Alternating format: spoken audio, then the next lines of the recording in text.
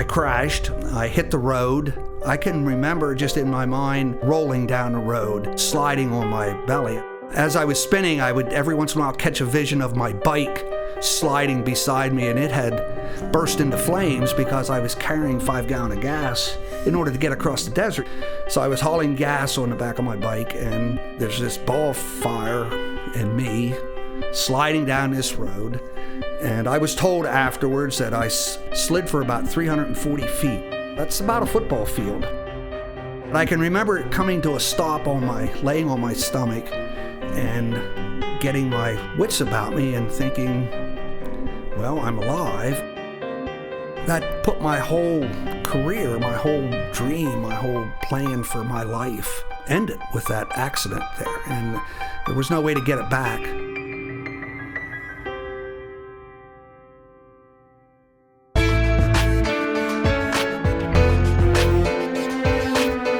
Welcome to the Brand New Me podcast. I'm Frances. And I'm Pam. And we are two women passionate about helping others thrive in life, not just survive. In each episode, we're going to find creative ways to offer hope for your future through our own life experiences. So join us every week as we learn together that we really can be a brand new me.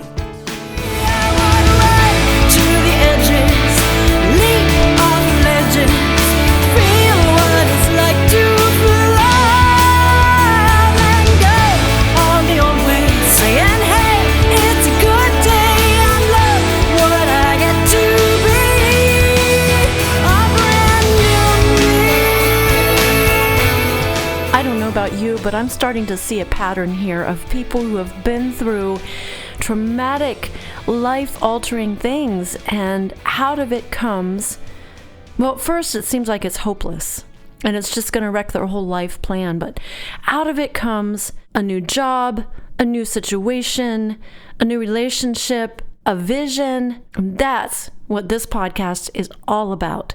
So welcome to number 35 of the Brand New Me podcast. You heard the beginning of Steve and his motorcycle accident, but let's go back to over 40 years ago when he was just a young man and decided to take a trip on his motorcycle. I was a young man, about 19 years old, and I was attending college with a major in engineering, and was struggling with that for the first time in my life academically. And I had an opportunity to take a semester off of college. Back in the 1970s, this wasn't typical, but for me it was a good move. I had an older brother that was in grad school at Stanford. And I had an open invitation to come and visit, although being a Pennsylvania boy and trying to get to California was not an everyday occurrence. But I was a motorcycle rider, and I had a motorcycle to my name that I used to go back and forth from Bucknell, where I went to school, to my little hometown in Roaring Spring. It seemed like a great opportunity to take a motorcycle ride across country and see my brother in California. Do I go by myself? You can imagine what my mom thought. Do not go by yourself. You're only 19 and it's a big bad world out there. But it was just too much of an adventure for me to pass up. So off I went, was working my way fine across the country, camping out, heating up some beans at the campfire each night. Back in those days, you could just pull off the road pretty much anywhere you want. No one really bothered me, and it was great meeting people. What kind of motorcycle was it? I gotta know. Well, I splurged and had a Honda 750. It was a 4-cylinder motorcycle. It wasn't the one I used for college, but it's the one I got for the trip. And I earned that working the summer prior to that. I painted radio towers, which was the great big tall 300-foot steel towers. And it was very lucrative if you were willing to climb up there. risk yourself and spend a long day climbing, it paid very well. And so that one summer I made enough money back then to buy this Honda. It was a touring bike, so it was great for what I was doing, pretty comfortable to ride, and had a good top end speed if I needed it, and it hauled all my cargo I just had in a little homemade box I put on the back of the motorcycle, and had everything I needed for the trip. So worked out great, and it was a good bike. Unfortunately, it didn't come home with me. My last day of my trip out there, I spent the night in Las Vegas.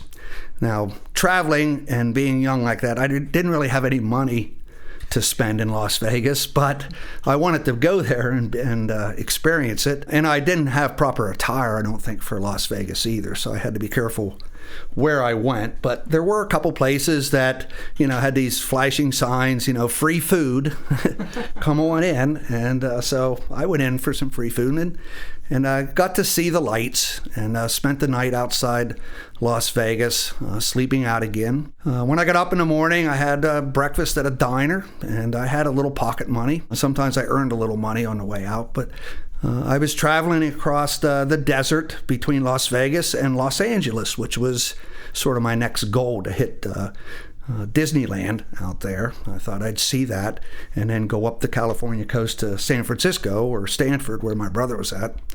And so I was driving across the desert, and I made it into California. And at those times, California was the only state that allowed you to ride a bike without a helmet. So I was sort of looking forward to this opportunity to ride without a helmet. And shortly after I got into California, I thought, well, when I stop for gas or restroom or something, I'm going to take my leather coat off and take my helmet off. And it was getting warm, and I was all pumped up. I made it to California. I need some West Coast vibes to fill me up inside.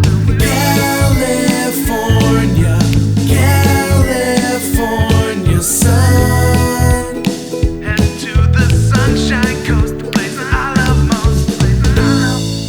For whatever reason, and this is one of the mysteries of the trip, as I was cruising down this 4-lane, straight as a ribbon highway through the Death Valley Desert out in California, I just became aware that I was 20 feet behind a tractor and trailer closing rapidly he had his brake lights on, and I was just imminent impact in the back of this tractor trailer. And I have no idea whether I was mesmerized by the road or just inattentive. I can't quite imagine that. But anyway, I knew I couldn't really pass him or stop, and I tried to pass on the left side, and my bike impacted the back corner of the tractor trailer. Now, this is a lot of conjecture from this point on, but I went head over heels over the handlebars of the bike, and my right leg must have impacted the corner of the tractor trailer as I was flying by it. And I don't really know how fast I was going, but probably going 70 miles an hour, I guess.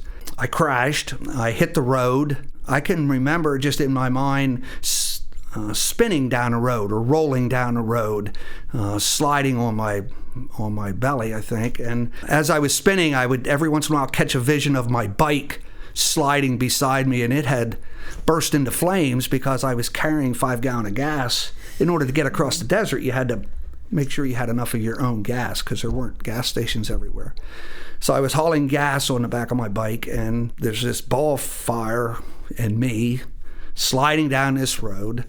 And I was told afterwards that I slid for about 340 feet. So that's about a football field. I don't know if I was ever unconscious, but I can remember coming to a stop laying on my stomach and getting my wits about me and thinking, well, I'm alive and I don't feel too bad after that. My shoulder hurt, and my hands, I noticed my hands were all scratched up because I didn't have gloves on. But I still had my leather coat, and I still had my helmet, boots on, riding boots. So a lot of those things helped me. My helmet ended up being cracked right down the middle, so I either hit something with that. But as I laid there on my stomach, I decided I think I'm going to try to get up, and I rolled over to get up. I looked down, and my foot was still 180 degrees where it was before I rolled over. I thought, that doesn't look good. I didn't feel anything, but people had started collecting now. Cars stopped. A crowd gathered around a little bit, and some lady said, "Here, let me in, let me through. I'm a nurse. Let me in." And she looked at my leg and picked up my pant leg, and she said, "Oh my, it's compound." I knew enough to know what that was, and that wasn't a good thing. So from then it was just a matter of sirens and ambulances, and picked me up and took me to the nearest hospital, which sort of refused treatment on me because they said, "That's more than we can handle here." And they took me to another hospital, ditto that. They said, "No, we can't do anything for that." Took me to a third hospital, which ended up being San Bernardino County Hospital. They admitted me there. They thought they could do something with it, and to their credit, they started me on IVs right away, and I do credit them for saving my leg. But I was only 20 years old at the time, and in California, you had to be 21 to authorize certain things. They wanted to call my mom. Well, you know, this was the hardest part of the whole thing. I really didn't want mom involved, but I knew it was this was going to be a long-term issue. I couldn't hide it from her too long. Yeah, really. So as I laid in that ER on that bed, they handed me a phone. One of the few times in my adult life that I broke up and cried just to hear my mom's voice, and then having to tell her, "Well, Mom, you know what you were afraid of?" That happened. It was an unrealistic expectation for them to get to California. That it just didn't do that back in the early 70s like that.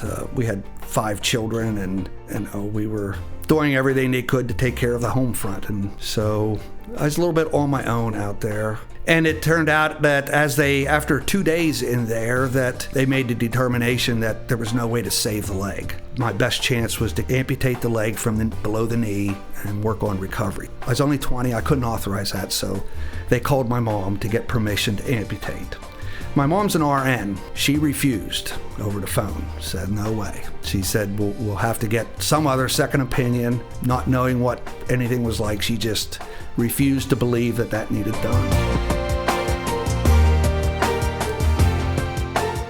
In the meantime, my brother was notified up in Stanford, and San Bernardino basically said, you know, if we can't do what we think needs done, you'll need to relocate him to another hospital, because they were afraid that infection or gangrene would be an issue. My brother was notified, grad student at Stanford, and his wife, they were newlyweds, had moved out there, and his wife got a part-time job as a receptionist for a doctor up in Stanford. And it just so happened this doctor was an orthopedic surgeon. Not much of a coincidence as I look back on it now, but his name was Dr. Edward Katz. Turned out to be a very famous orthopedic surgeon. He was the first doctor in the United States that did a stainless steel hip transplant, and had lots of credentials. And my sister-in-law asked him if he would be willing to look at me as a patient. He said, "Sure, if you can get him up here, I'll look at him." So my brother rented a station wagon just from a Hertz place, drove from San Francisco down to San Bernardino, signed me out of the hospital, went out on a gurney and shuffled into the back of this station wagon and took that, I don't know what it was, a 4 or 5 hour trip back up the coast. Not the way I envisioned seeing the coast of California from looking out the window in a station wagon, but we got up there and they got me into the hospital where Dr. Katz worked, and he walked into the room, very powering figure, dark hair, big, nice looking, strong guy. And he walked over to me and said, "So, Steve, you had a pretty bad accident." And I said, "Yeah." He said, "You got a lot of damage to that leg." And he said, "I looked at it. Your brother said you used to play basketball and football." And I said, "Well, I did in high school." And he said, "I'll tell you what, Steve, I think I can have you playing basketball again." So, you know, that just, again, brought little strong emotions, but certainly lifted my spirits. And I spent 2 months out there going through surgeries, getting my leg worked on. Eventually, got to the point where I was discharged out of the hospital, went back, stayed with my brother, and decided now I need to get home. I found out that my motorcycle had been in storage down in San Bernardino for these 2 months, badly damaged, and I couldn't take it back with me. So the guy offered me $300 and some as a salvage value for the motorcycle, and I didn't have much choice, so I took that and bought a plane ticket for $300 and some and made the trip back to Pennsylvania, and was met at the Pittsburgh Airport by my family, and I was on crutches, but I was moving around, still had my leg. And I had a year of medical work on that to try to get myself back in shape, a number of different surgeries. And because of that, I transferred out of Bucknell and went to Penn State at a local campus, Altoona campus, to try to keep going to school, give me something to do, and continue my education. But what had changed was when I was at Bucknell, I was in a military Navy program called AVROC, Aviation Reserve Officer Candidate. And it was a prestigious program, qualified for it in high school because of grades and my activities. This program allowed me to go to whatever school I wanted as opposed to going to their academy, but it was a similar type of program. So I went to Bucknell and was in the ROTC program at Bucknell with this aviation. 4 years of college and then 6 years of active duty. This was my career path that I had chosen. I was an engineer. This was the counsel I got from our guidance counselor in college. This is a great path. Do engineering, your undergrad, do 4 years in the service flying, and when you can come out, you'll get choice of jobs in the commercial airline industry. I just loved the idea of flying. The adventure and the challenge was all up my alley to do. But the accident got me a medical discharge out of the Navy. I got my papers, had to wash out of the program because, pilots are sort of like a Top Gun kind of guy, if you know the movie. That's what the pilots were. That put my whole career, my whole dream, my whole plan for my life ended with that accident there. And there was no way to get it back. So I put my time in at school last couple years to get my engineering degree, but had no motivation or no reason or interest in anything until my mom called and said, I saw a little ad in our church magazine that they're looking for a manager of a church camp. And this is the church camp that I went to for 6 years growing up as a little kid. Loved it, loved camping, loved Boy Scouts, loved all that kind of outdoor adventure stuff. And I went back there even to be a counselor when I was in high school and college. And I said, really? I said, that would be an interesting job. And I applied for the job, actually, and I come up for the interview into the Harrisburg area and met with some men from the camp's board. I had a good interview, and I ended up being one of the, I think, 3 remaining candidates, but I didn't get the job because I was only 24 and I was single, and the board people thought that's not a very safe place for a single 24-year-old to be in charge of this whole camping program that our church runs. They just thanked me, and I went back to D.C. and worked a while. Well, the man that they hired lasted only about a year, and the job came up again. Dear Mom advised me again. So I sent another application in and went to meet with some of the same men that I did just a year ago. And miraculously, that year had given me enough experience that I was selected and given the opportunity to become the camp manager of Doublin Gap Center, which is a church camp outside of Newville here. So I moved from D.C. Do you really feel that something happened to you in that year, or do you think they saw something that changed in you in that year, or were they just in a place of needing someone and now you seem to fit? Well, I think it probably depends whose perspective you're looking from. They needed somebody for sure, so they were probably a little more desperate, and they knew they had the top 3 people from the last interview, so I think they gave me that chance again. They did see something that interested in them a year ago, but I'm certain that I changed in a year. Just having to deal with that rejection, which was another closed door for me after the motorcycle accident and losing my opportunity to be in the military and to fly. Then, I made this mental commitment, say, okay, I'll serve the Lord, I'll serve the church, and take this as like a 5-year missionary term.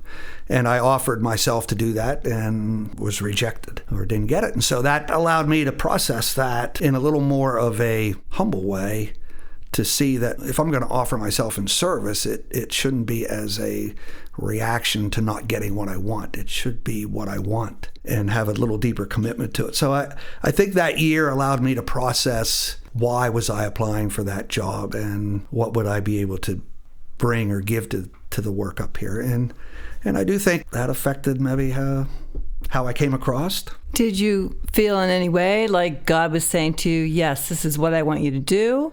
And did you feel like he was calling you to do that? And you thought, well, I'll just take my chances and go do the interview again?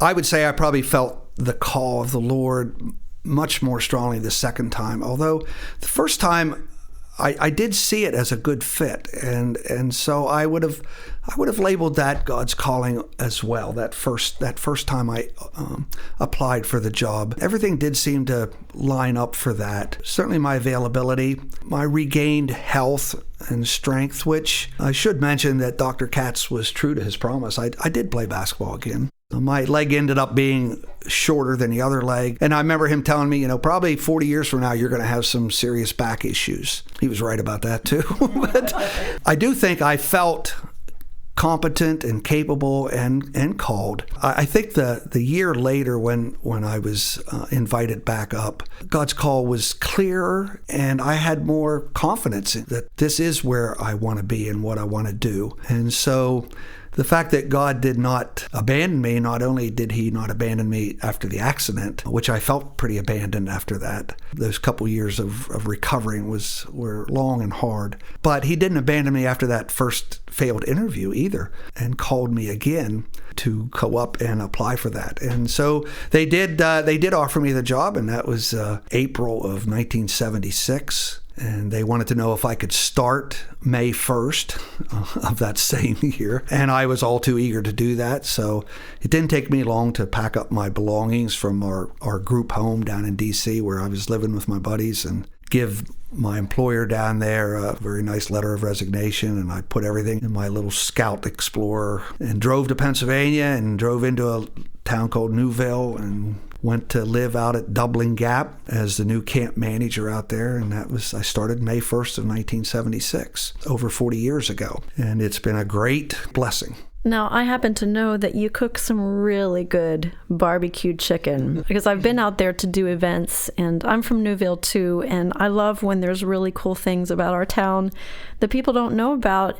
But I have to tell you that I grew up in this area, and we'd drive by and we'd see the sign, the YOLIJWA. And I think, oh, that must have been an Indian tribe, because I have no idea how to say that. So all my life I never pronounced it. And then a few years ago I was invited to do something there with some of the Church of God women, and they informed me that it was real simple. It was an acronym for Youth Living Jesus Way. I'm like, oh my goodness, okay.